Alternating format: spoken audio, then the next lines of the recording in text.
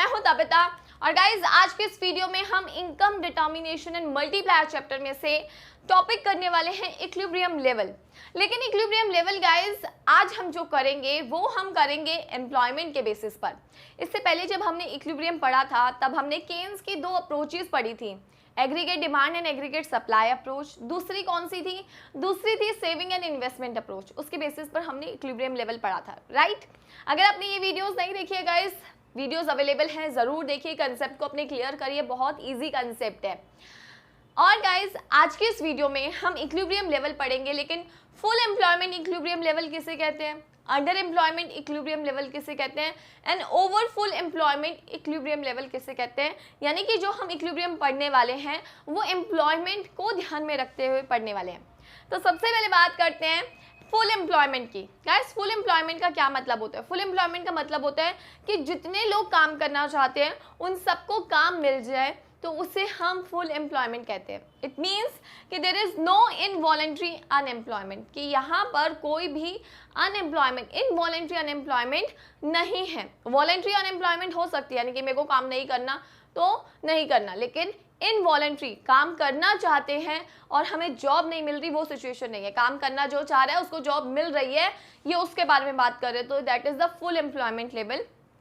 अब यहाँ पर ये जो बात कर रहे हैं गाइज, इक्विलिब्रियम लेवल आप सबको क्लियर होगा। इक्विलिब्रियम किसे कहते हैं? जब एक इकोनॉमी में एग्रीगेट डिमांड एग्रीगेट सप्लाई के बराबर हो जाती है, यानी कि एक इकोनॉमी की डिमांड उसकी सप्लाई के बराबर हो जाती है, तब हम उसे इक्विलिब्रियम लेवल कहते हैं, राइट।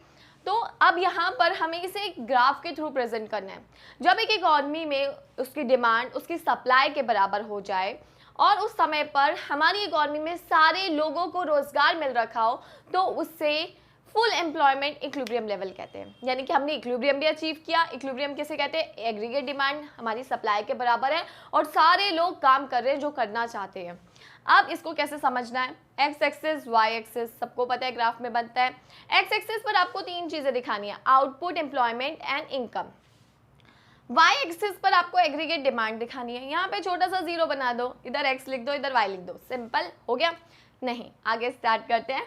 अभी देखो, आपको पता है एग्रीगेट सप्लाई का कब अपवर्ड स्लोपिंग होता है, यानी कि जैसे जैसे इनकम बढ़ती है सप्लाई भी बढ़ती जाती है ना। ये हम ऑलरेडी पढ़ चुके हैं गाइस। बेस अगर नहीं पता तो जरूर बेस एग्रीगेट डिमांड सप्लाई में जरूर सीखना। अब गाइस देखो, एग्रीगेट सप्लाई का 45 डिग्री पर एंगल पर एक कर्व जाता है और एग्रीगेट डिमांड का हमेशा वाई एक्सिस से स्टार्ट होता है। क्यों? क्योंकि भले ही हमारी इनकम जीरो हो लेकिन डिमांड हमेशा कुछ ना कुछ होगी, और ये कर्व कुछ इस तरीके से जाता है। तो सबसे पहले ये कर्व के बारे में बात करते हैं। सबसे पहले हमारी एग्रीगेट डिमांड ज़्यादा होती है एग्रीगेट सप्लाई के, यहाँ पर आकर हमारी एग्रीगेट डिमांड एग्रीगेट सप्लाई के बराबर हो गई, और इसके बाद की सिचुएशन में aggregate demand is less than aggregate supply. तो जहाँ पर बराबर हुई है ये हमारा इक्विलिब्रियम लेवल है। और अगर इस पर फुल एम्प्लॉयमेंट है, जितने लोग काम करना चाहते हैं उतने लोगों को काम मिल रहा है, तो हम इसे फुल एम्प्लॉयमेंट इक्विलिब्रियम लेवल कहेंगे। यानी कि फुल एम्प्लॉयमेंट भी अचीव हो गई, इक्विलिब्रियम भी अचीव हो गया। अब इसको, ये जो OQ है गाइस, ये MQ है ना, ये हमारी डिमांड को दिखा रहा है, यानी कि इधर की डिमांड को दिखा रहा है, और ये जो OQ है ये हमारे आउटपुट लेवल को दिखा रहा है। तो इस सिचुएशन को हम फुल एम्प्लॉयमेंट इक्विलिब्रियम लेवल कहते हैं। सिंपल सा था। इसके बाद आते हैं guys under employment equilibrium level, यानी कि लोग जितने काम करना चाहते हैं उतने लोग काम उन्हें नहीं मिल पा रहा है, तो उसे अंडर एम्प्लॉयमेंट कहा जाता है। तो वो ग्राफ कैसे बनता है? देखो, आपको ये ग्राफ बनाना आता है, इतना ग्राफ बना लोगे। अब ये ग्राफ बनाने के बाद मैं थोड़ा सा हटा दूँ, ठीक है। हमें अपनी डिमांड कम दिखानी है, यानी कि सप्लाई में तो जो सप्लाई चल रही है वही रहेगी। एग्रीगेट डिमांड का कर्व जो है वो नीचे से स्टार्ट होगा और इसे हम AD1 का नाम दे देंगे, यानी कि ये जो कहलाएगा ये हमारा एक्चुअल डिमांड है। एक्चुअल डिमांड जो है वो हमारी एक्चुअल डिमांड कम है हमारी जो प्लान डिमांड से। प्लान डिमांड हमारी वो थी जिस समय पर फुल एम्प्लॉयमेंट लेवल था, बट अब हमारा फुल एम्प्लॉयमेंट लेवल नहीं है, हमारे लोगों की डिमांड कम है। तो ये इसको सप्लाई कर्व को यहाँ कट कर रहा है।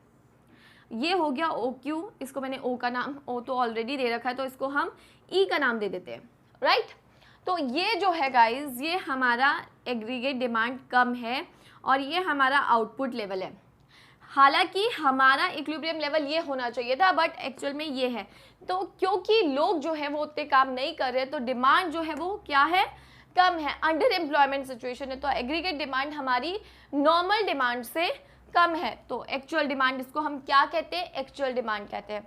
इस एक्चुअल डिमांड के लेवल पर हमारा एएस जो है और एडी एक दूसरे को ई पॉइंट पर कट करते हैं, तो ई क्यू हमारा क्या है, डिमांड है, और ओ क्यू हमारा OQ1 हमारा आउटपुट लेवल है, ठीक है।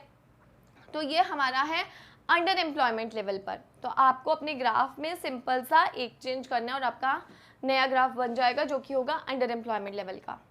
अब आते हैं ओवरफुल एम्प्लॉयमेंट। ओवरफुल एम्प्लॉयमेंट किसे कहते हैं गाइस, अब मैं जरा अगर इसको हटा दूं तो ओवरफुल एम्प्लॉयमेंट क्या होती है, जब आपका एग्रीगेट डिमांड एग्रीगेट सप्लाई के बराबर हो लेकिन एक्चुअल डिमांड जो हो वो ज़्यादा हो जाए, तो यानी कि इस कर्व को AD1 आ जाएगा यहाँ पे, ये हमारा क्या है, एक्चुअल डिमांड है, कि हमारी डिमांड ज़्यादा है और ये इसे यहाँ कट करिए, ये हमारी जो सिचुएशन है ये ओवरफुल एम्प्लॉयमेंट की है कि लोग ज़्यादा काम कर रहे हैं, बट ये एक इमेजिनरी सिचुएशन है क्योंकि कभी भी ऐसा नहीं हो सकता कि फुल एम्प्लॉयमेंट से ज़्यादा लोग काम कर सके। अरे जितने लोग काम करना चाहते हैं उतने तो लोग काम करेंगे ना, तो इस सिचुएशन को इमेजिनरी सिचुएशन कहा जाता है। और इस केस में जब आपकी डिमांड बढ़ जाती है, यानी कि आपकी एक्चुअल डिमांड जो है हमारे एम्प्लॉयमेंट लेवल की डिमांड से बढ़ जाती है, तो इस समय पर महंगाई आ जाती है, प्राइसेस बढ़ जाते हैं चीज़ों के, क्योंकि डिमांड ज़्यादा है, सप्लाई तो लिमिटेड है, तो चीज़ें महंगी हो जाती हैं। तो इस समय पर हमारा जो आउटपुट लेवल है गाइस वो OQ1 है, आउटपुट लेवल सॉरी OQ1 है, और हमारा एग्रीगेट डिमांड अगर इसको हमने E का नाम दिया है तो EQ1 है, यानी कि डिमांड हमारी ज़्यादा है और एम्प्लॉयमेंट तो उतनी है नहीं। तो ये एक इमेजिनरी सिचुएशन होती है ओवरफुल एम्प्लॉयमेंट, यानी कि ज़्यादा हम एम्प्लॉयमेंट कर लेंगे और ज़्यादा डिमांड आ जाएगी। नहीं जी, डिमांड ज़्यादा हो सकती है लेकिन जितने लोग काम कर रहे हैं उससे ज़्यादा लोग काम नहीं कर सकते थे, तो जब ज़्यादा लोग काम नहीं कर सकते तो महंगाई बढ़ जाती है। तो ये सिचुएशन जो होती है ये क्या करती है गाइस, ये इन्फ्लेशन ले आती है, महंगाई ले आती है। तो इस केस में जब हमारी एक्चुअल डिमांड ज़्यादा हो जाए, प्लान डिमांड से, प्लान जो डिमांड थी हमारी फुल एम्प्लॉयमेंट लेवल से, उससे ज़्यादा अगर हमारी डिमांड हो जाए तो महंगाई आ जाएगी। तो गाइज ये कंसेप्ट था ओवरफुल एम्प्लॉयमेंट का, अंडर एम्प्लॉयमेंट का एंड फुल एम्प्लॉयमेंट का, यानी कि आप एक ही ग्राफ के थ्रू दोनों सिचुएशन को समझ सकते हो। पहले में सिंपल एक स्ट्रेट लाइन तो बनानी है, अंडर एम्प्लॉयमेंट है तो नीचे से स्टार्ट करना है, ओवरफुल एम्प्लॉयमेंट है तो ऊपर से स्टार्ट करना है और उस कंसेप्ट को अच्छी तरीके से एग्जाम में एक्सप्लेन करना है। आई होप गाइज आपको ये कंसेप्ट समझ आया होगा। अगर कोई भी डाउट है आप मेरे से इंस्टाग्राम पर तबीता मैसी मेरी ID है, पूछ सकते हो, यूट्यूब पर कमेंट के जरिए पूछ सकते हो। Thank you so much.